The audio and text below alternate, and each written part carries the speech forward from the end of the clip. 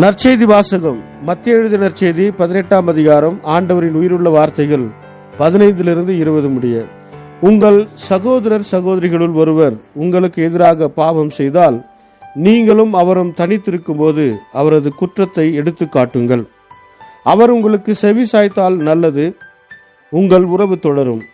இல்லையென்றால் 2 அல்லது 3 சாட்சிகளுடைய வாக்குமூலத்தால் அனைத்தும் உறுதி செய்யப்படும் என்னும் மறைநூல் மொழிக்கு ஏற்ப உங்களோடு 1-2 பேரை கூட்டிக் கொண்டு போங்கள்.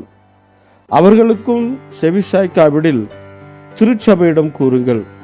திருச்சபைக்கும் செவிசாய்க்காவிடில் அவர் உங்களுக்கு வேற்றினத்தவர் போலவும் வரி தண்டுவோர் போலவும் இருக்கட்டும். மண்ணுலகில் நீங்கள் தடை செய்யவை அனைத்தும் விண்ணுலகிலும் தடை செய்யப்படும்.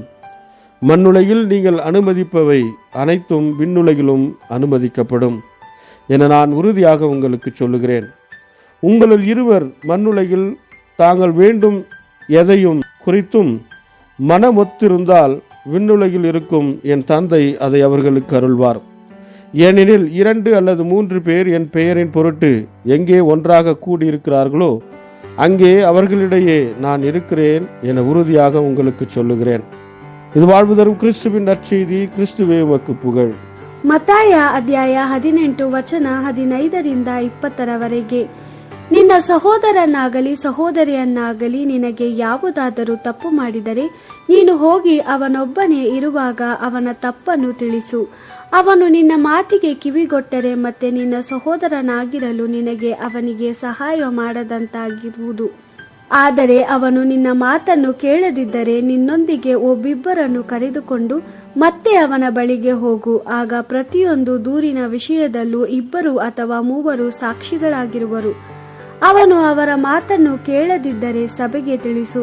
ಅವನು ಸಭೆಯ ಮಾತನ್ನು ಕೇಳದಿದ್ದರೆ ಅವನನ್ನು ದೇವರಲ್ಲಿ ನಂಬಿಕೆ ಇಡದ ಮನುಷ್ಯನಂತಾಗಲಿ ಸುಂಕ ವಸೂಲಿಗಾರನಂತಾಗಲಿ ಪರಿಗಣಿಸು. ನಾನು ನಿಮಗೆ ಸತ್ಯವನ್ನು ಹೇಳುತ್ತೇನೆ, ನೀವು ಈ ಲೋಕದಲ್ಲಿ ನೀಡುವ ನಿಷೇಧಾಜ್ಞೆಯು ದೇವರೇ ನೀಡಿದ ನಿಷೇಧಾಜ್ಞೆಯಾಗಿರುತ್ತದೆ. ನೀವು ಭೂಲೋಕದಲ್ಲಿ ನೀಡುವ ಅನುಮತಿಯು ದೇವರೇ ನೀಡಿದ ಅನುಮತಿಯಾಗಿರುತ್ತದೆ.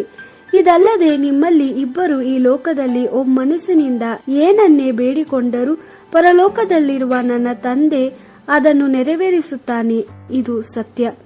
ಏಕೆಂದರೆ ಎಲ್ಲಿ 2 3 ನನ್ನನ್ನು ನಂಬಿಕೆಯನ್ನಿಟ್ಟು ಒಟ್ಟಾಗಿ ಸೇರಿ ಬರುತ್ತಾರೋ ಅವರ ಮಧ್ಯದಲ್ಲಿ ನಾನಿರುತ್ತೇನೆ. ದೇವರ ವಾಕ್ಯವಿದು. ದೇವರಿಗೆ ಕೃತಜ್ಞತೆ ಸಲ್ಲಲಿ. Gospel according to Matthew chapter 18 verse 15-20. If your brother has sinned against you, go and point out his fault to him in private, and if he listens to you, you have won your brother. If he does not listen to you, take with you 1 or 2 others, so that the case may be decided by the evidence of 2 or 3 witnesses. If he still refuses to listen to them, inform the assembled church about him. But if he does not listen to the church, then regard him as a pagan or a publican. I say to you, whatever you bind on earth, heaven will keep bound, and whatever you unbind on earth will be unbound in heaven. Again I say to you, if on earth 2 of you are united in asking for anything, it will be granted to you by my heavenly Father.